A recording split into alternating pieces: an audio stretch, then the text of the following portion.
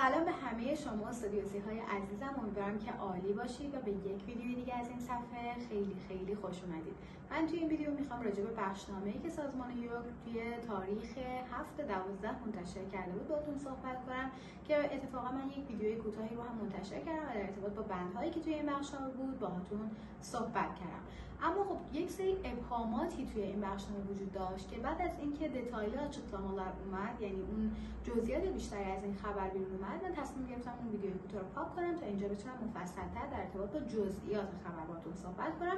قبل از اینکه به این جزئیات اشاره کنیم، اینو بهتون بگم که در انتهای ویدیو من یک خبر فوق‌العاده مهم رو میخوام باهاتون به اشتراک بگذارم. مطمئنم خیلی خوشحال خواهید شد از این خبر. پس تا انتها من رو همراهی کنید و ویدیو رو با دوستانتون به اشتراک بگذارید. بریم سراغ جزئیات این بخشنامه و 5 تا موردی که توی این جزئیات مطرح شده رو من براتون اینجا توضیح میدم. مورد اول میگه که هیچ دانشگاهی آزمون یوز خودش رو به صورت مستقل برگزار نخواهد کرد، مثل قبلا که مثلا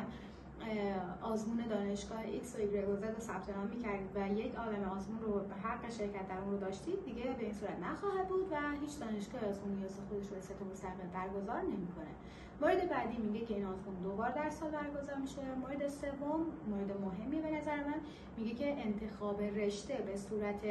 سراسری نیست. هر دانشگاهی بر اساس نتیجه آزمون ترایس شما به شما اجازه انتخاب رشته رو میده و اینطوری میتونید انتخاب رشته رو توی سایت دانشگاه به صورت جداگانه انجام بدید.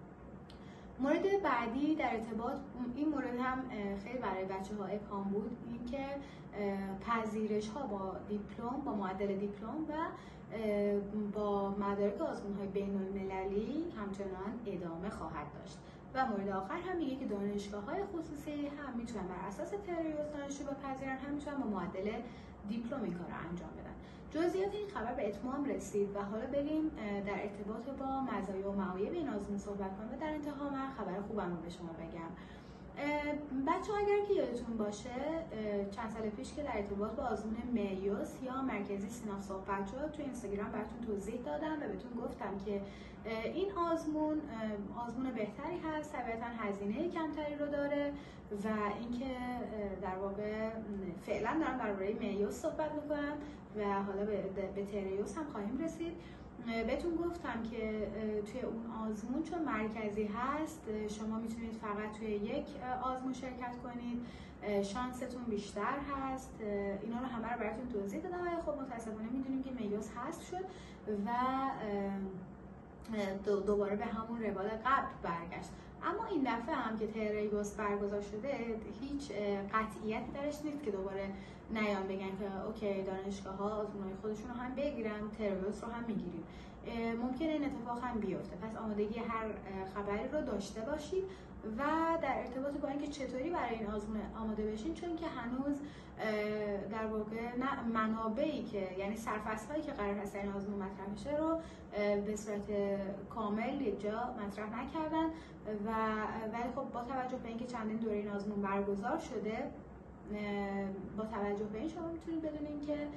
همون مواردی که برای یوس داشتیم براش آماده میشدیم برای تریوس هم باید آماده بشین. این نظر شخصی من هست، ولی خب حالا با توجه به مراجعه کنیم اگر به آزمون‌های تریوسی که برگزار شد قسمت‌های انتهایی ریاضی 2 حذف شده بود و سوالات به اون صورت از اون قسمت‌ها نمیدیدیم، ولی خب باز هم به نظر من بهتره که به همه مطالبی که برای آزمون یوس براش آماده میشدید برای این آزمون هم آماده بشید تا زمانی که خبر مفصل رو در این باره اعلام کنن. با توجه به اینکه تجربه شرکت توی آزمون آلس رو توی چندین دوره داشتن و یعنی در واقع منظورم از آزمون آلس آزمونی هست که توسط سازمان OCME برگزار میشه، با توجه به اینکه به سطح سوالاتش بر اساس تجربه شخصی خودم با توجه به آشنایی که دارم به نظر من سطح سوالاتی که سازمان OCME مطرح میکنه، طرح میکنه به شدت استاندارد هست، ولی خب موضوعی که در این آزمون ها وجود داره این است که شما باید مدیریت آزمون رو بلد باشید، یعنی مدیریت زمان آزمون رو بهتر بگم که بلد باشید و بتونید که در واقع زمان رو مدیریت کنید که زمان از دستتون در نره. سوالا خیلی سوالای استانداردی هستن و باید سریع بتونید سوالا رو جواب بدید. باز هم میگم این تجربه شخصی من بود که خواستم اینجا براتون مطرح کنم و اینکه به نظر میرسه که اگر که این آزمون رو دوباره مثل معیاز تغییر ندن، آزمون خوبی هست و شانس شما برای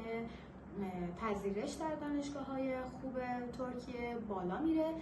ولی باید به این موضوع هم توجه کنید که چون آزمون دانشگاه ایکس و ایگرگ و زد و غیره داره حذف میشه و چون تمام دانشگاه‌ها ملاک و معیار و اون اساس پذیرش دانشجو رو میان تریوس قرار میدن، پس شما باید آمادگی این رو داشته باشین که تعداد شرکت کننده های این آزمون به شدت بالا بره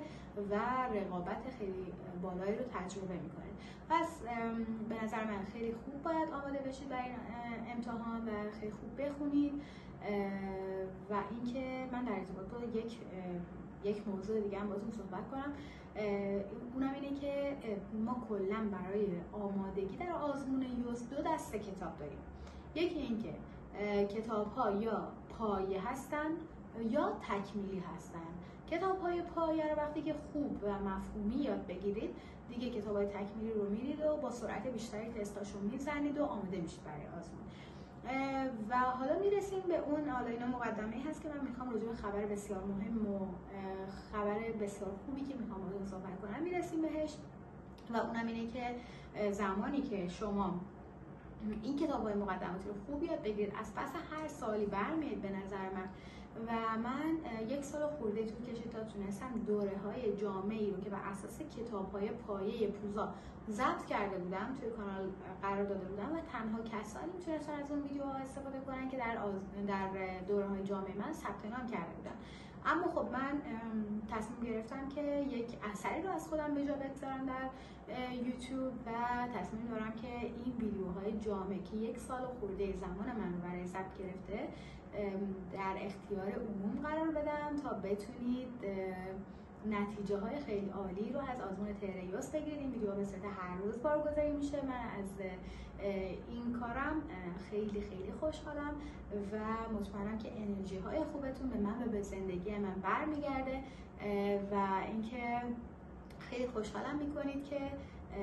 این ویدیو رو به دوستانتون به اشتراک بگذارید تا اونها هم بتونن مطلع باشن از این